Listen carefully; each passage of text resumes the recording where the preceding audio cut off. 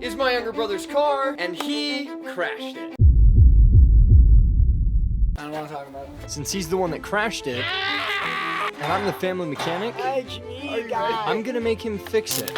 Holy shit! But the thing is, He has never fixed a car before. A couple of things that we have to do is we have to remove the front crash bar because that's absolutely destroyed. Ben. doing this, we'll be able to see the full extent of the damage to the car. There's a couple of bolts being held on the driver's side, and then we have to remove the ones from the passenger side. This one's a lot more damaged, so it's going to be tricky to get to, and we have to remove both of the headlights. And that means sometimes you just gotta break stuff a little bit more. ideally, we don't want to be breaking many things, especially since he's already did quite a good number. Using a U-joint, we can get this bolt out, and even if this one bolt is damaged pretty bad, I'm pretty sure with all the extra holding points, we'll be fine.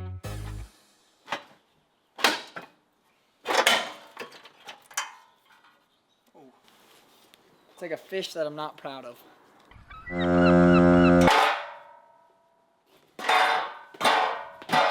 A few of the other things that we have to do, the inside driver seat belt has deployed. So we actually have to strip apart the entire interior to get that out, as well as the airbag module, which interestingly enough is exactly what I had to do with my own Accord right there. And that footage has been lost, so this is kind of gonna help fill in that story a little bit. But what he has on his Accord that I didn't have to do on mine is the driver's side airbag has deployed.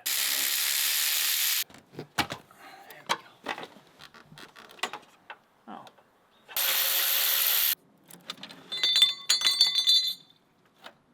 Probably need those, don't we? Oh. I'm pretty good at what I do. That's not quite the phrase that I would use considering this radiator is damaged and destroyed, but let's get to fixing it anyway. First, we have to disconnect and remove all of the connection points that it has. This includes the overflow reservoir and the two main hoses, one at the top, and the bottom one that connects to the water pump on the engine. And you'd never know that I was working on a car. With all of those off, there's a couple of other clips that we have to remove. Both of them are going to the fan shrouds, and one of them on the very underside, down here, that connects to a temperature sensor. And with all those off, it can slide right out. It's like another fish I'm really not proud of. Look at the size of that. Oh, there's a lot of coolant in here. Oh, it's still dripping. Okay. So now we need to take these fans off. With the AC condenser and the coolant radiator both removed, we can now see the actual damage of them. He did a good number on these, on the fan shrouding, but genuinely, I think that we can just take this and just slap it onto the other one. Even though this clip's broken, all that does is just hold that into place. These can slot back down into place, and that's really not how that's supposed to be. You are quite the mechanic. But with those off, we can now actually see the inside of the car, and we're able to see What do you guys think? all of the extra damage that we weren't able to see before. And honestly, there is none. I would personally consider my younger brother a bit of a Picasso, but the only damage remaining that I'm worried about is right here. This literally looks identical to what mine looks like. Oh, the parts are here. Dude, you are right on time, man. Thank you very much, boss. I would give you a handshake, but my hands are dirty. Hey, So. no worries, bro. Yeah. We're both the same. Hey! Have a great day. Yeah, Thank you thanks, so man. much. Majority of the problem was all taken care of with his old crash bar and those new parts. Now we can get to bending this piece back. Cool, let's do it. This is where some ideas get a little crazy. I thought we'd be strong enough to just get a simple toe strap and bang it out. It shifted a little bit, but not as much as we needed. So we had to get something just a little bit stronger.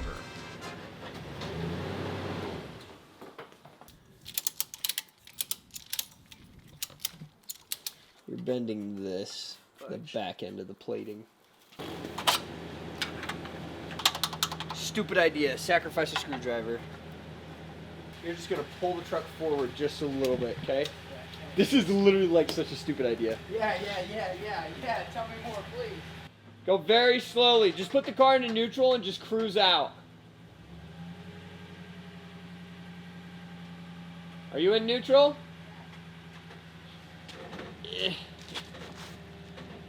Brakes are off? No, they're not. I can feel you bouncing it with the. I don't want to hurt my car. What do you mean you don't want to hurt your car? I don't want it to be worse. Little bit more. Okay, stop. Now we're tight. Okay, stay in neutral. And then just let go of the brake. Have you let go of the brake? Oh my days. Okay, foot on the brake. I'm not putting it in drive. This is the only way to straighten it out.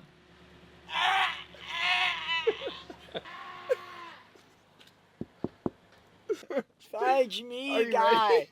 No! This is gonna be so cool when it works. Yeah, and then a screwdriver is gonna come flying at my face at 1,000 miles an hour. It'll totally be worth it. Trust me. Oh, yeah, I go and get a screwdriver in the back of my head. Okay. Let me make sure it's tamped down. Oh, yeah, that's a great idea. Okay, that screwdriver's not going anywhere. Put the truck into drive. I am. Okay, you're on the brakes? Yes. Okay. Start letting off the brakes just very gently. I don't want it. Yes. A little bit more. You actually have to roll the truck, kiddo.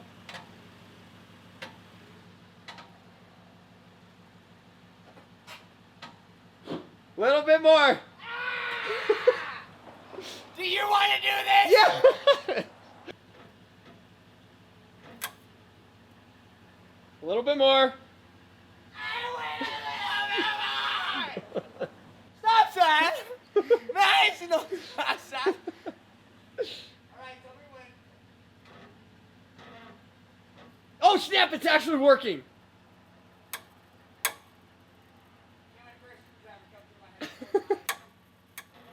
Stop!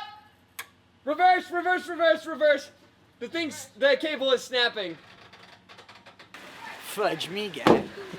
Fudge and hate. Yeah, look at the cable. It started ripping, bro. I don't think that's supposed to be like that. Yeah, it started eating through it! Ah! You gotta be the smartest guy I've ever met in my entire life. Standard tolerance for panel repair sits at about 5 millimeters. We're gonna get the absolute worst way to factually measure this thing, and we're gonna get a caliper. Because you know what? It reads millimeters, and hopefully it should work. This is definitely not how you're supposed to do this. Horribly measured at...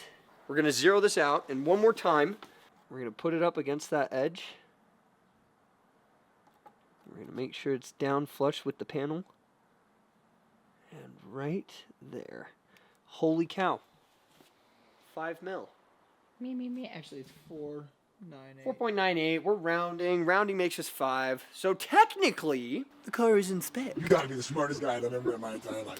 So technically, we can literally just throw this thing back together as is. Let's do it. Exhibit A. This is what it's supposed to look like. Exhibit B. And this is what this is supposed to look like. They're just a little bit different, but I'm not a professional. Let's make this work. Every old part from the radiator has to be removed and put onto the new radiator. First, the fan shrouds come off, and they're just held on by 2 bolts apiece.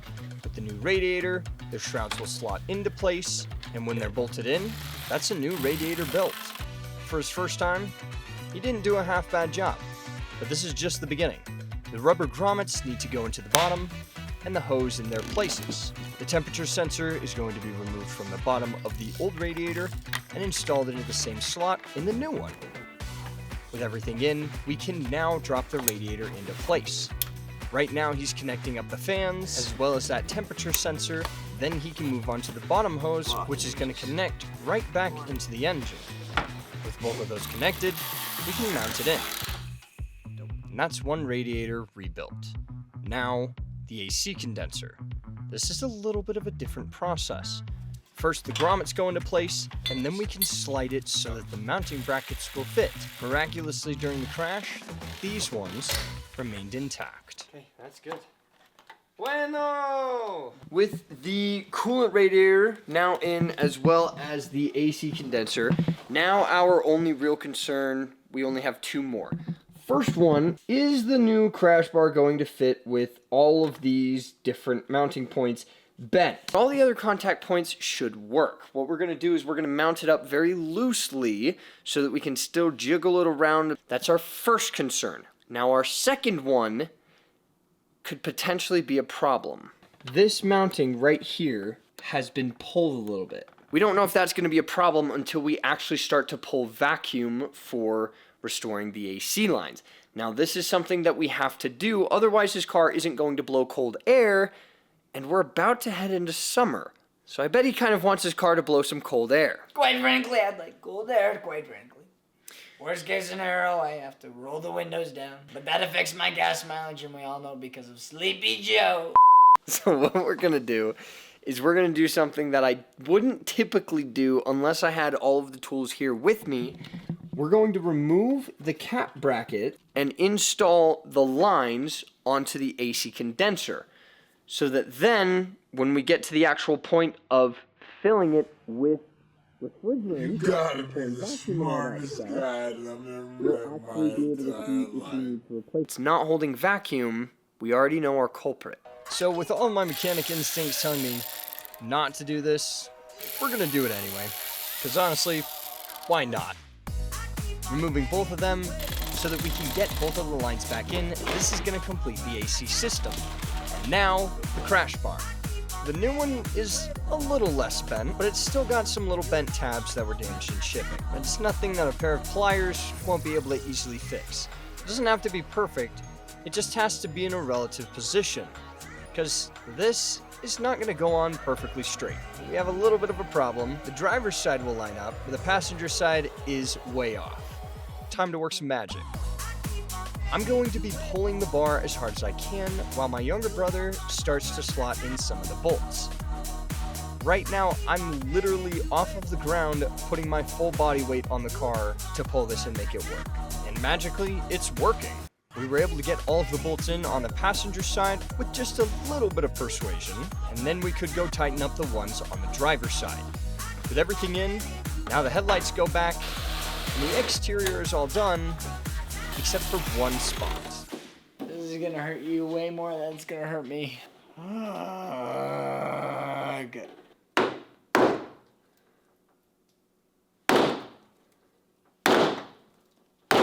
So not enthusiastic about this. But it is kind of fun.